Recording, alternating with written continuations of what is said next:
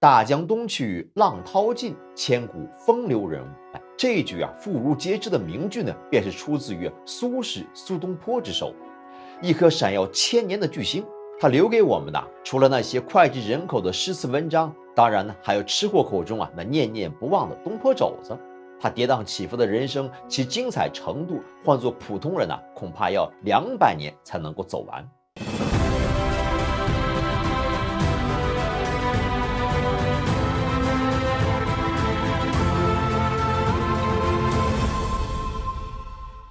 古人说行善积德会带来好运，我却招来了杀身之祸。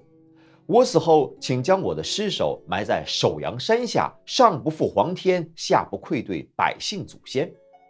在一个阳光洒满庭院的午后，苏轼的母亲程夫人手捧着《后汉书》，当读到这儿听书的孩子呢已经红了眼眶。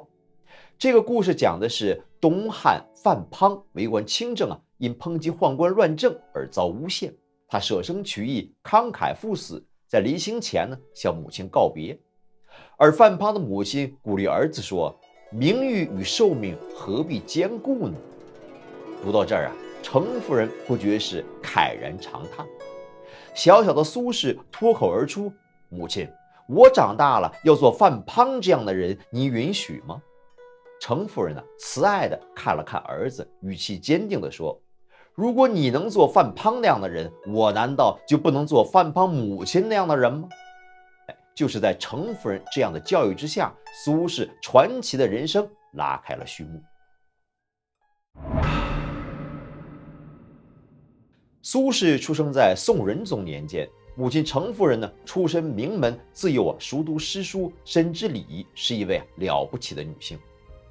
父亲苏洵更是了不得，《三字经》里苏老泉27始发愤读书籍说的呢就是他。有着这样的人生开局不知道要羡煞多少旁人。而苏轼呢也没有辜负这样的出身。文学史上大名鼎鼎的唐宋8大家，苏家父子呢就占了仨。难怪苏轼的家乡四川眉山呢一直流行着这么一句话：眉山出三苏，草木为之枯。是说这个地方的灵气都被这苏家父子3人给吸干了，连草都不长了。弟弟苏辙小自己2岁，兄弟2人呢感情甚好，却性格迥异。苏轼呢个性张扬，豪放不羁，而苏辙呢谨慎内敛。这兄弟2人呢堪称是兄友弟恭的典范。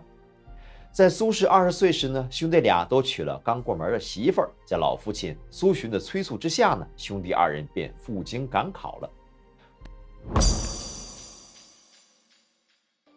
当年的主考官是名满天下的文坛领袖欧阳修。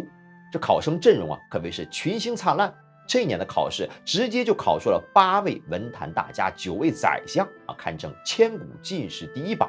不过随着命运齿轮的转动苏轼呢也开启了犹如过山车般跌宕起伏的人生。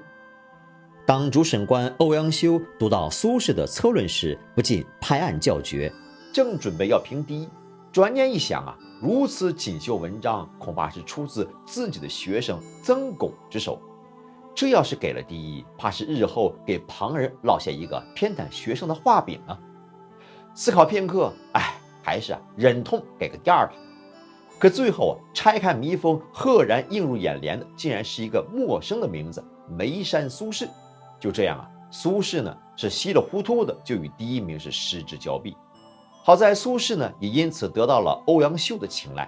在欧阳修不断的点赞、评论、转发之下，20岁的苏轼呢很快便成为了家喻户晓的文坛新星。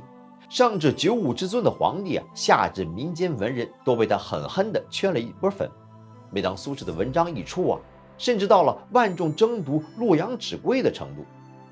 欧阳修甚至感叹30年后人们不会记得欧阳修，却会记得苏轼。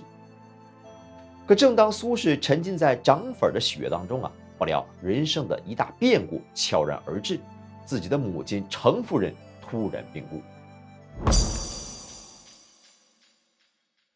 由于母亲去世，按惯例呢，苏轼要回乡守孝3年。这3年后苏轼和苏辙兄弟2人再次重返京城。这次呢，他们创下了一个奇迹。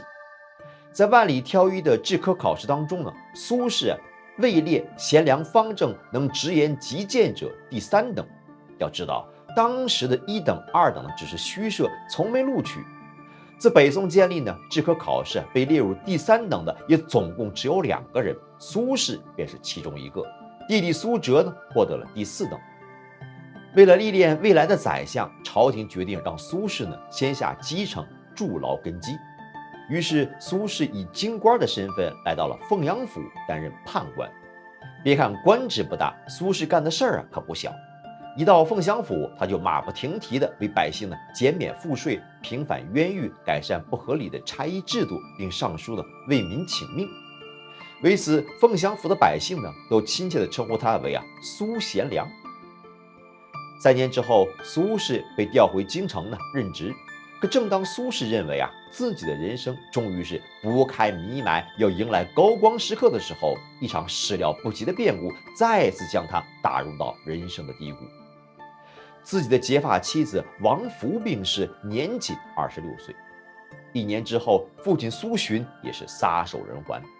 面对至亲的相继离去即便苏轼这样千年一遇的才子，也只能是以泪洗面，黯然神伤。谁又能扼住命运的咽喉呢？苏轼和苏辙兄弟俩呢，只能再次回到老家守孝3年。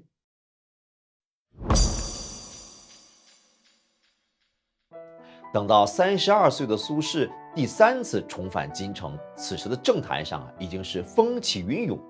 王安石变法开始，可由于操之过急，用人不当这场变法呢遭到了保守派的强烈抵制。朝堂之上，以王安石为首的新党和以司马光为首的旧党是剑拔弩张，针锋相对。为了扫清改革的障碍，王安石更是利用宋神宗为自己撑腰，将反对变法的官员贬出京城。苏轼对改革中存在的问题呢，是面奏神宗万言上书。此举是彻底激怒了王安石，于是授意自己的姻亲谢景温弹劾苏轼。诬告苏轼呢，在护送灵柩返乡的途中私藏货物，沿途贩卖。虽然是子虚乌有吧，但也却让皇帝呢对苏轼产生了怀疑。心灰意冷的苏轼无心留恋京城，干脆主动申请外任，到杭州去做通判去了。远离京城的是是非非苏轼来到了美丽的杭州，开始了自己惬意的江南生活。在西湖画坊，他邂逅了红颜知己王超云，还结识了另一位重要人物词坛大佬张先。之前词呢一直被士大夫们视为诗之余，虽然可以填进曲子中弹唱助兴，却不登大雅之堂。而苏轼一写词的地位立刻来了180度的大转变。在他的词中既能看到老夫聊发少年狂，左牵黄右擎苍，劲冒貂裘，千骑卷平冈的豪迈身影，也有但愿人长久，千里共婵娟的婉转思念，更有10年生死两茫茫的千古绝唱，令人是肝肠寸断。苏轼的才情，即便是偏安一隅，也丝毫不影响自己成为文坛的宠儿。虽然苏轼无意参与党派之争，可随着朝廷中新旧两党的之争不断的升级和白热化，苏轼也难逃被牵连的命运。1079年夏天的一个夜晚，太湖上月色如画，可停靠在卢香亭船里的苏轼却心如死灰。就在刚刚提前得到消息，有人诬告自己抨击新法，讥讽皇上，即将被投入御史台的监狱受审。苏轼是连连叹息，怎么也没料到给皇帝的一纸谢表，竟成了别有用心之人眼中抨击新法的罪证。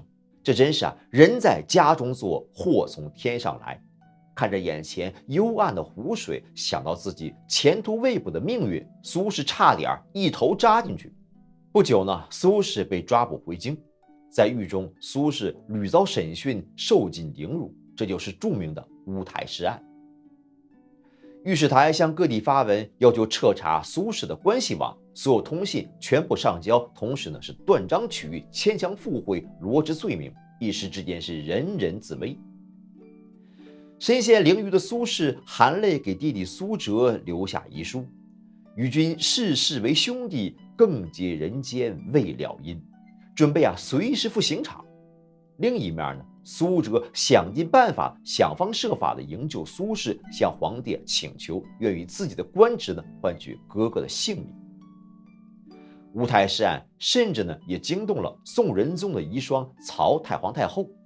由于太皇太后年事已高，身体病危，神宗皇帝打算以全国大赦为太皇太后祈福。然而呢，太皇太后却说无需赦免罪恶之徒，只要放了苏轼。就连已经退隐的王安石也专门给宋神宗写信说哪有盛世杀贤才的道理呀？最后在多方努力之下呢，苏轼终于被放了出来，以犯官之身被贬到了黄州任团练副使，一个既无钱也无权的虚职。惊起却回头，有恨无人省。渐尽寒枝不肯栖，寂寞沙洲冷。从诗中也不难看出，刚刚经历生死大劫的苏轼经济而又凄凉的心境。好在呢，苏轼很快就从人生的低谷中再次走了出来。他在黄州呢又交了一大堆的朋友，痛定思痛，觉得还是吃好喝好，化身美食家呢。于是东坡肘子、东坡肉是纷纷出炉了。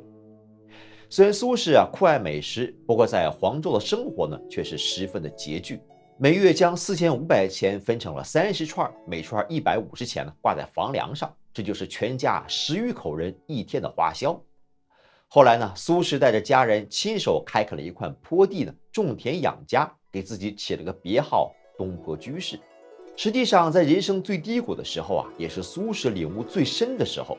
在黄州，他的创作走上了巅峰。行路途中遇大雨呢，写下了《定风波》：莫听穿林打叶声，何妨吟啸且徐行。足杖芒鞋轻胜马，谁怕？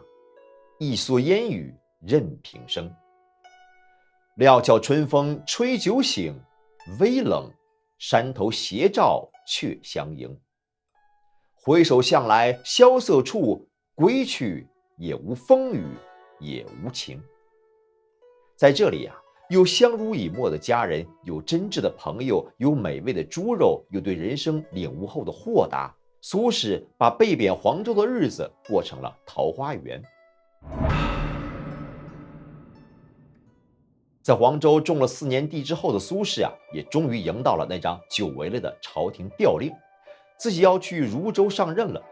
途经金陵呢，他思绪万千，想起了一位故人，此人正是昔日的政敌，也是乌台诗案中救下自己的恩人，退休闲居的王安石。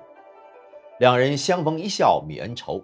分别时呢，王安石感叹道：“不知更几百年，方有如此人物。”苏东坡继续赶路，途经江州，便顺便游览了庐山，写下了那首著名的《题西林壁》：“横看成岭侧成峰，远近高低各不同。不识庐山真面目，只缘身在此山中。”人生中的很多事情，在不同的心境中理解和感受可能是完全不同的。跳出个人的是非荣辱，则别有另一番的天地。或许呢，普通人眼中的坏事，正是磨练自己、成长自己的机会。正因为经历过痛彻心扉的磨难与人生中的大起大落，最终才成就了千古一人的苏轼吧。好，感谢您的收看，我们下次节目再见。